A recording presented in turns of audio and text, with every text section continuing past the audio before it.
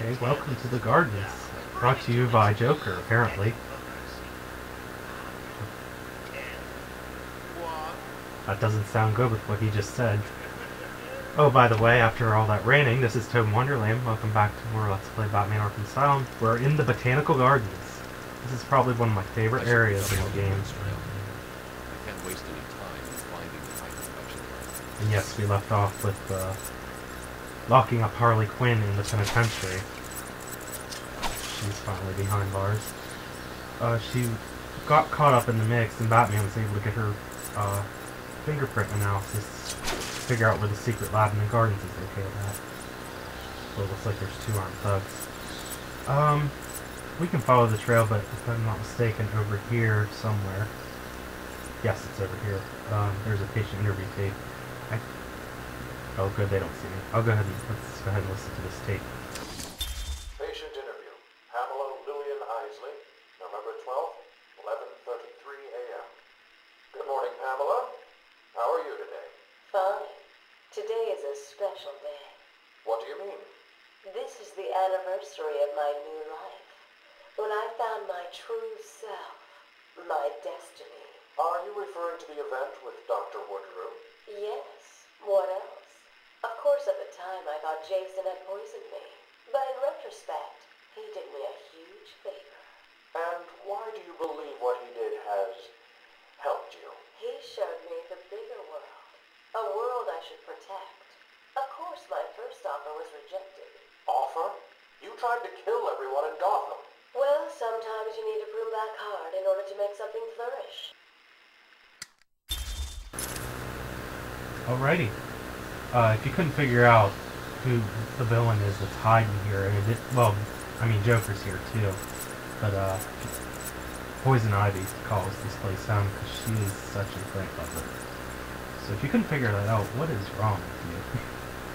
Unless you know absolutely nothing about Batman, then I'll forgive you in that case. You can scan this, by the way. This solves a riddle.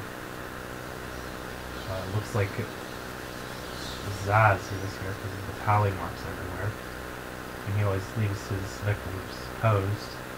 That's some characteristics about Zaz, in case I never mentioned that before.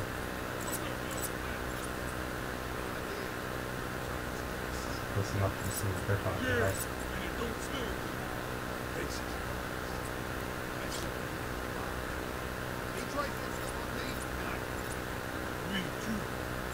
I forgot I had to mark the battery. Let's go ahead and hit them. You can knock them out right away, actually, because the Batarang has enough force to knock them into that electric gate, which will knock them out instantly. Did it knock them out, or? Okay, yeah, it says unconscious. For a second I thought it actually killed them. Okay, and then you gotta use the sequencer here to hack that gate. It's outlived its usefulness, so we gotta get through the door here. But I was saying this is one of my favorite areas, because mainly why is because this place is like really like aesthetically unique from all the other areas we've been at in this game so far. I think it's pretty neat that they had something different to kind of spice it up a bit. And as soon as you walk in here, there's 6 armed hostiles everywhere. I saw that riddle, and what was I going to add to that? Oh, we talked about Wonderland. I don't know if I ever brought this up before, but you noticed that part of my username is Wonderland, ToadinWonderland. If you can figure it out, I am actually a huge, avid fan of Alice in Wonderland. That's actually one of my favorite childhood books of all time. So I kind of use that as an inspiration to create my username. And another interesting fact is, what are you doing? By the way, that was an inverted takedown. But what I was saying is, when Super Mario Brothers was first originally created, Shigeru Miyamoto, the creator of Mario and Zelda and other famous mascots for Nintendo,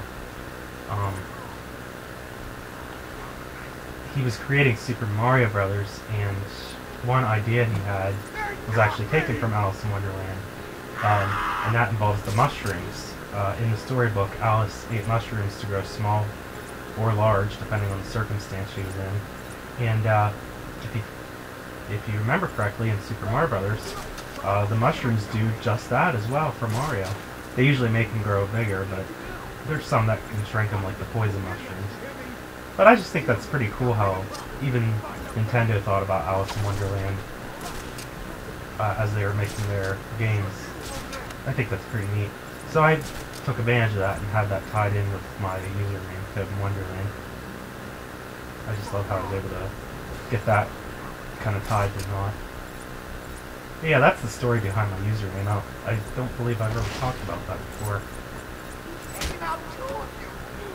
3 of them at this point, Joker. Oh, and I cannot believe this, but I never showed off the Sonic Batarang at this point. The general use of it... Well, let me wait till they move up. I'll go ahead and just show what it generally does, and then I also upgraded it so that it had another function. The general purpose of the Sonic Batarang is just to lure targets into a certain area. It only works if they have a suicide collar, which I'll go ahead and promptly use.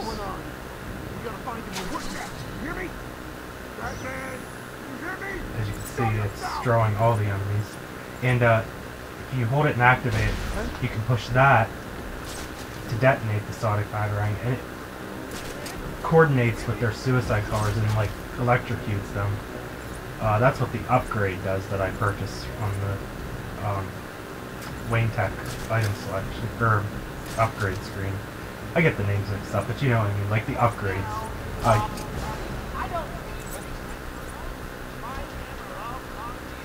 was trying to do an inverted takedown, didn't work though. That's okay, I can try it here. There we go. But you have to buy the Sonic Batarang first, and then the upgrade will become available. But, oh, there's just one left. That's pretty good. Wait a minute, that's not what I did. Work for Joker, that's what you did. I guess it doesn't matter if it's the last one. But yeah, that's pretty much what the Sonic Batarang does. You can use it to knock out thugs. One thing I forgot to mention though is whenever you do that, just like that message says, Sonic Batarangs cannot be used again at a location once the Sonic Shock Batarang has been detonated. So whenever you use that shocked upgrade, that's it. You can't use any more in the room unless you leave and come back in. And also under these grates here where I just knocked out that last thug is a Riddler trophy. I'm going to grab that. There's actually quite a bit of riddles in this room. That was one of them. And right over here, this is actually very appropriate because I'm actually drinking a couple of, it's called, I'm drinking tea right now, but I'm trying to remember what the specific name of it was. It's like nighttime tea. But anyway, scan that to solve the riddle. What time is tea time in Wonderland? And by doing so, you unlock one of my favorite villains of Batman, Mad Hatter. Well, don't unlock him, but the bio for him. This is Jervis Tech. He's actually based on a character in Alice in Wonderland. And in the 2010 movie, Johnny Depp portrayed Mad Hatter. Did a pretty good job, I must say. That particular movie, by the way, wasn't really a remake, like a lot of people mistakenly think it is. It's just a different interpretation of this, well, rather the two stories, because there's also Alice in Wonderland and then Through the Looking Glass.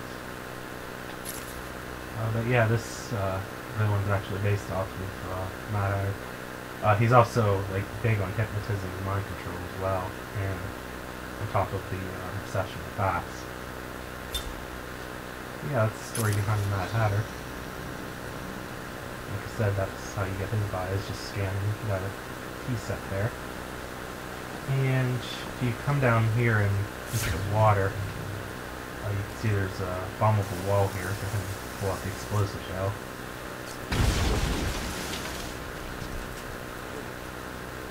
Make our way through here. And in this little vent you can find another Riddler trophy. At the rate I get these, it's no surprise I get upgrades so quickly.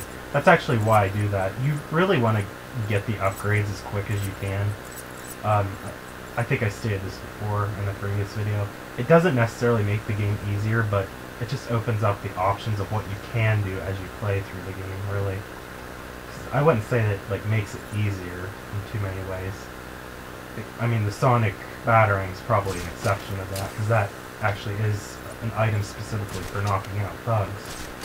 But anyway, I was just saying you want to try to get everything as quickly as you can so that you can open up your options. And it also, anything that you purchase in the story mode after leveling up will also correspond with the challenge mode as well, because it's actually required in order to perform specific moves in challenge mode. And when you're doing the challenge mode, like if you purchase like a different move, like a combo takedown or the combo throw, you can do that in the challenge mode, and that opens up the ability to increase your score multiplier in that mode, because you can combine it with your regular attacks, and it'll increase, you get what's called like a variation bonus, which means mixing up the different types of moves that you use You need to as you do the stop battle this mode, now, or challenge mode. before it sorry. goes too far.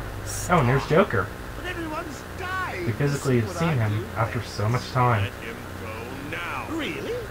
Okay, if you say so, then. I would say it's a poor choice of words.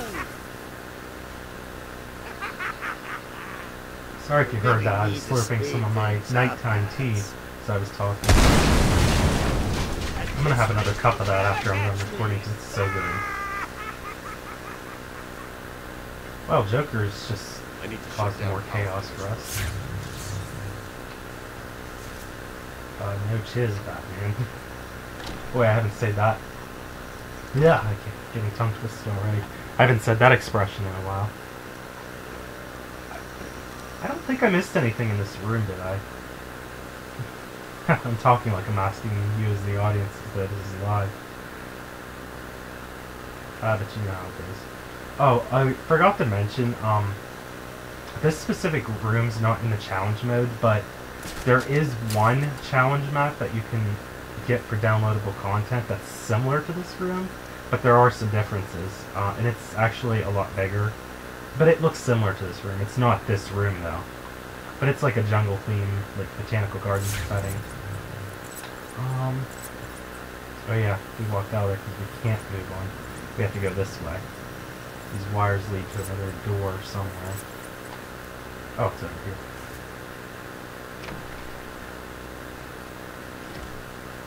Well, I've done a lot of rambling, I can tell. Statue closed. Those Joker teeth. And as soon as you walk right in here, there is a bench with a plaque on it. All you have to do is scan that plaque to solve that riddle. And by doing that, you'll unlock another character bio. This is Bruce Wayne's parents, Thomas and Martha Wayne. And on here, it kind of like combines their facts. Thomas Wayne's a doctor / philanthropist. Martha's obviously a philanthropist as well, but it says for him he has blue eyes and she has brown eyes. He has black hair and she has brown hair. It's really hard to see. This is like a comic book drawing of them. It's really hard to see that it looks black, his hair. And then here's some other attributes about them. Not a whole lot, actually. But that was Bruce Wayne's parents, who, if you know anything about Batman, you recall that they were killed when Bruce was just a young boy. And that was what was involved in that dream sequence with Scarecrow earlier. It was like a nightmare of a recurring... I don't know what I'm really trying to say, like a recurring past event that had occurred in Bruce's life / Batman. Here's another interview tape on this bench, by the way. Patient interview, Pamela Lillian Isley, November 14th, 10:21 a.m. Hello, Pamela. Today I'd like to go back to something you said in our last conversation. Ask me anything you like. You said your first offer to help Gotham was rejected. How can you possibly believe that? What do you mean?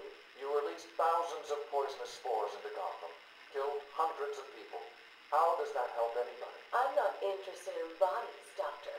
Horrible fleshy sacks walking around destroying my poor babies with their greed and arrogance. But aren't you one of those fleshy sacks? Were a doctor 2, how can you turn your back on us? Quite easily, as it